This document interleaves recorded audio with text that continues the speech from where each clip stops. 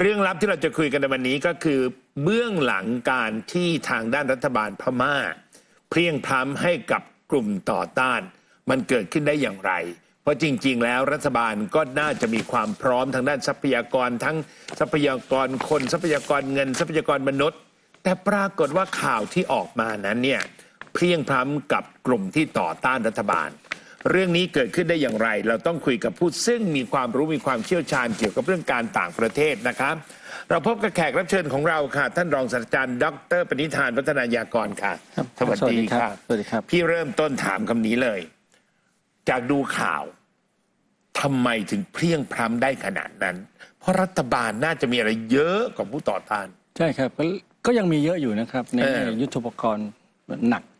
แล้วก็ความตั้งใจที่จะสู้แต่ว่าผมคิดว่า3เหตุผลสำคัญนะครับคือเหตุผลแรกคืออาจจะประเมินสถานการณ์ต่ำไปว่าประชาชนทั้งประเทศเนี่ยเขาไม่อยากให้กลับมาปกครองเขาแบบนี้นะครับแต่ไม่ได้หมายความว่าเขาปฏิเสธทหารที่จะช่วยดูแลความเข้มแข็งโดยเฉพาะการต่อสู้ของชนกลุ่มน้อยที่ติดอาวุธเนี่ยประชาชนก็ยังต้องการทหารแต่ว่าเศรษฐกิจมันไม่ดีมองมายังบ้านเราเป็นล้านคนเขาบอกว่าแบบเราน่าจะดีกว่าก็แปลว่าความร่วมมือที่จะได้จากประชาชนน้อยมากเพราะเขาก็ไม่พอจากรัฐบาลทหารอยู่แล้วแล้วคนโดยเฉพาะคนทำธุรกิจคนรุ่นใหม่ซึ่งตอนนี้ก็เชื่อมโยงกับไทยเยอะ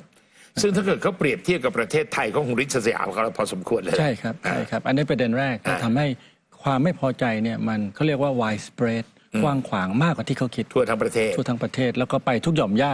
นะครับอันนี้ทำให้ฐานของทหารลดลงไปเยอะถึงแม้ว่าก็ยังเป็นอาชีพที่ดีนะครับแล้วก็ความมั่นคงปลอดภัยโดยเฉพาะในเมืองใหญ่ในเมืองหลวงเนี่ยก็ถือว่าถ้าเป็นทหารสวัสดิการดีก็แปลว่าเรื่องของความปลอดภัยก็ยังต้องการทหารใช่แต่เรื่องเศรษฐกิจเขามีความรู้สึกเขาไม่อยากจะถูกปกครองแบบนี้ใช่ครับใช่ครับอันนั้นประเด็นแรกทั้งที่เศรษฐกิจของรัฐบาลประชาธิปไตยองซานซูจีก็ไม่ใช่จะดีนะครับแต่มันมีความหวังมันรู้สึกว่าน่าจะดีกว่าเพราะไม่ถูกบังคับใช่ครับใช่ครับอันนั้นประเด็นแรกนะครับประเด็นที่2ผมคิดว่าเขาประเมินสถานการณ์ต่ำไปในแง่ของความสามารถของเขาตามแนวชายแดนซึ่งเขาก็พึ่งพากองกำลังชนกลุ่มน้อยอื่นๆอยู่แล้วนะครับแล้วก็เขาก็ประเมินต่ำไปว่าทหารเขาเองเนี่ยจะต้องมีการส่งกำลังบำรุงมีการฝึกซ้อมให้ดีกว่านี้แทนที่จะอยู่ในเมืองหลวงสั่งการลงมาจากเมืองใหญ่จากฐานใหญ่ๆไอ้ฐานเล็กๆครับอาจารย์ที่เป็นร้อยๆฐานมีคนอยู่20-30 คนกองพลน้อยกองพลเล็กไม่ใช่กองพันขนาดย่อมกองร้อยเนี่ยนะครับไม่ค่อยได้ดูแลเราเข้าไปดูเห็นความอดอยากมานาน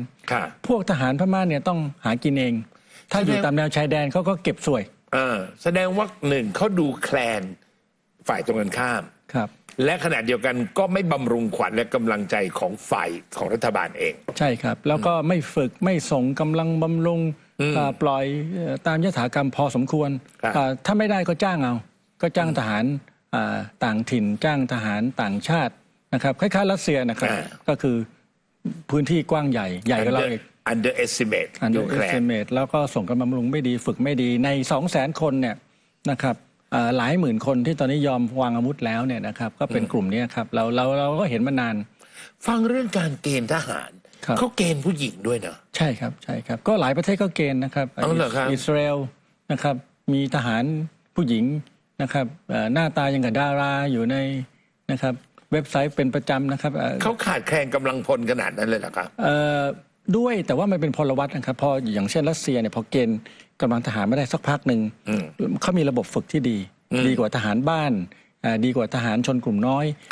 การยันกลับไปของยูเครนในกรณีนั้นนะครับก็ชัดเจนว่าได้แล้วกำลังลุกคือเพราะว่าระบบการเกณฑ์ทหารที่หนีก็หนีไปนะครับอาจารย์เขาขอ 50,000เขาได้มา10,000 คนเขาก็จะมีศักยภาพแล้วก็ถือว่าเพิ่มจะกำลังพลได้แล้วมีเป็นล้านอาจารย์สามารถเกณฑ์ได้เป็นล้านอายุถึง35ข้อ2แล้วมาถึงข้อ3ผมว่าอันเนี้ยเขาเข้าใจอาจจะคลาดเคลื่อนหรือว่าต่ำไปว่าต่างประเทศเนี่ยก็หนุนนะครับสหประชาชาติพูดชัดเจนว่ามี 4-5 ประเทศส่งอาวุธให้ชนกลุ่มน้อยรวมทั้งไทยด้วยเนี่ยนะครับไหลเข้าไปเราไม่ได้ส่งโดยตรงรัฐบาลจะไม่รู้เรื่องแต่ว่าอาวุธมันไหลเข้าไปมหาอำนาจเนี่ยสนใจเพราะมันเป็นบรรยากาศสงครามตัวแทนทั้งในยุโรปทั้งในตะวันออกกลางผมคิดว่าเขาปิดตัวเองมานานเขาคิดว่าเขาไม่ต้องยุ่งกับใครและใครจะไม่ยุ่งเขามันคนละเรื่องเลยนะครับก็มันก็มีประเทศมหาอำนาจจำนวนหลายประเทศที่เขาไม่เห็นด้วยกับรัฐบาลทหารพม่า ใช่ครับเพราะฉะนั้นถ้าเกิดเขาสามารถสนับสนุนฝ่ายที่ต่อต้านได้เขาคงยินดีที่จะสนับสนุนแล้วเขาสนับสนุนในรูปแบบใหม่ด้วยผ่านทางไซเบอร์ผ่านทางการโอนเงินให้ตั้งรัฐบาลพลัดถิ่นอาจารย์นึกดูสิครับว่าถ้ามีรัฐบาลพลัดถิ่นอยู่ในประเทศมหาอำนาจให้กับฝ่ายตรงข้ามแล้วก็คึกเขิมถึงแม้ว่ายังไม่ช่วยอะไรมากนะครับเข้าใจว่ารัฐสภาของสหรัฐเนี่ยเพิ่งอนุมัติเงินมาช่วยเหลือไม่กี่10 ล้านเหรียญนะครับเป็นหลักการนะครับผ่านทางน่าจะเป็นหน่วยงานอย่างเช่นสำนักข่าวกองกลางหรือว่า CIA แต่ว่าตรงนี้อาจารย์มันทำให้เกิดพลวัตทำให้กระบวนการประชาธิปไตย NUG PDF สามารถที่จะเป็นหัวหอกในการสนที่กำลังเมื่อปลายปีที่แล้วไงครับที่ยุทธการ10-27เพราะฉะนั้นเงินอาวุธแล้วก็เสบียงน่าจะครบทุกสิ่งทุกอย่างแต่ว่าก็ไม่ได้ครบแบบที่อาจารย์เห็นของทหารพม่าถ้าดูภาพนะครับถ้าท่านผู้ชมดูภาพอาวุธที่เขายอมแพ้แล้วก็วางลงเนี่ยเป็นอาวุธสมัยใหม่อาวุธที่ไม่ล้าสมัยของจีนของรัสเซียของ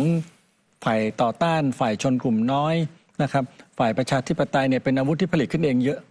นะครับอาวุธบ้านๆแต่ตอนนี้ไม่ใช่แล้วตอนนี้เราเริ่มเห็นโดรนสมัยใหม่ที่บินได้หลายกิโลสูงนะครับบินได้ไกลไม่ใช่โดรนเกษตรที่เอาไปติดระเบิดอีกต่อไปเพราะฉะนั้นปฏิเสธการสนับสนุนจากภายนอกไม่ได้แล้วใช่ครับและเป็นสงครามตัวแทนไปแล้วแต่ว่าอาจจะยังไม่ถึงขั้นเข้มข้นเท่ากับที่เราเห็นในยุโรปนะครับทีนี้ในข่าวเนี่ยเราจะได้ยินชื่อเมืองเมียวดีอยู่เป็นประจำว่าเขายึดเมียวดีได้นะคะแล้วก็พูดถึงการวางอาวุธของทหารที่ยอมแพ้ก็อยากจะถามอาจารย์ว่าแล้วต่อไปเนี่ยเมื่อเขาได้เมียวดีเอาไว้อย่างเงี้ยเขาจะรุกคืบต่อไปที่มัตตมะมะระแม่งหรือมันดาเลย่างกุ้งเนปิดออะไรพวกนี้ไหมเขาจะรุกคืบอย่างนี้ไหมครับก็ต้องแบ่งเป็น2 ส่วนในทางยุทธศาสตร์กับในทางยุทธวิธีสิ่งที่เราคุยกันเนี่ยเป็นเรื่องทางยุทธศาสตร์เป็นเรื่องที่เมื่อวานก็โต้กันว่าไม่ได้ยึดได้จริงทั้งหมดนะครับเมื่อคืนยังมีการพูดคุยกันต่อรองกันอยู่ว่าทหารมีการเจรจาทหารพม่าพลเรือนพม่าที่เก็บสวยที่ด่านนะครับที่ดูแลผลประโยชน์มโหฬารมหาศาลธุรกิจสีเทาใต้ดินมีคนต่างชาติเป็นหมื่นๆที่ทำงานอยู่ตรงนั้นนะครับ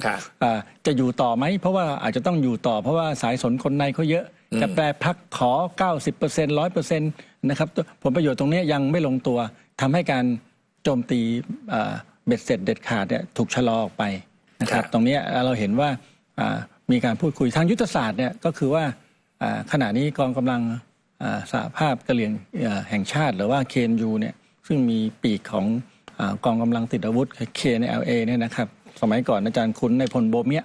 ที่มาเสียชีวิตตรงเนี้ยนะครับในเมืองไทยตอนนี้ลูกชายเขาเป็นเบอร์ 2ของกองกำลังก็ได้เข้ามาสถาปนาตั้งรัฐกะเหรี่ยง